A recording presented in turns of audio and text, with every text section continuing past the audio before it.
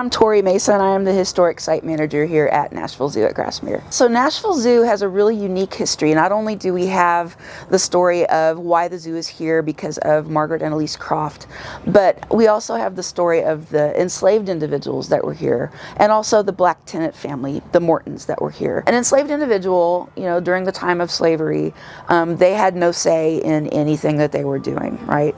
So they were basically viewed as property, no different than the livestock that was on the farm. After emancipation and after the Civil War, a lot of black individuals didn't have a lot of options. Where were they going to go? What were they going to do?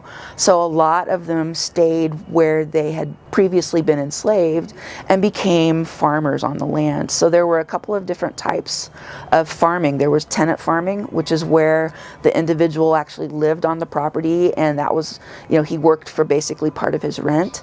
And then there were sharecroppers. That was a little bit rougher. That was more of a free version of enslavement, if you will. They were given money basically to buy the seeds that they needed and the livestock and the tools that they needed, but then they had to pay that back. And oftentimes they couldn't pay that back because the harvest didn't happen, or something else happened. So they were basically in debt to the landowners. Tenant farming was a little bit different.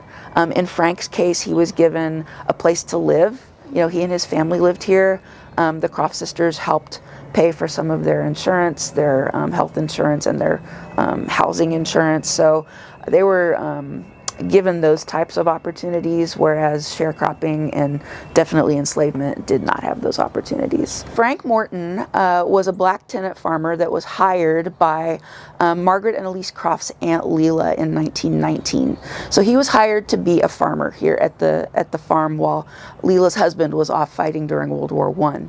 He moved in with his family, and Frank actually lived here in this cabin until he died in 1962. Frank was responsible for the farming. He took care of the livestock, planted and harvested the crops, took care of the gardens, and as his son Albert got older, Albert joined his father in helping with the farming. Frank also had a daughter, Maud, and Maud and her family actually lived in a cabin that's located where our train ride is now.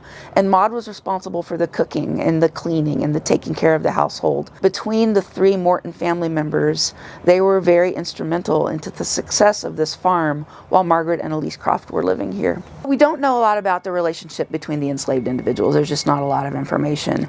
But we do know that the Mortons were thought very highly by the Croft sisters. And in fact, when Frank Morton died in 1962, Elise wrote in her journal, "My dear sweet Frank."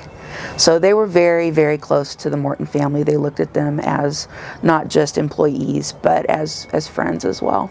We added the Black History Tour and created the Morton Family exhibit to fully tell our story. It's important for us to make sure our guests understand that there's more to the story than just Margaret and Elise Croft. It's all-inclusive history, and all-inclusive history is our black history. We want to be fully transparent in that. We want to make sure guests understand that this farm would not have existed. It wouldn't have been created. It wouldn't have survived without those black individuals, whether they were enslaved or whether they were free. So it's important to tell that part of our story.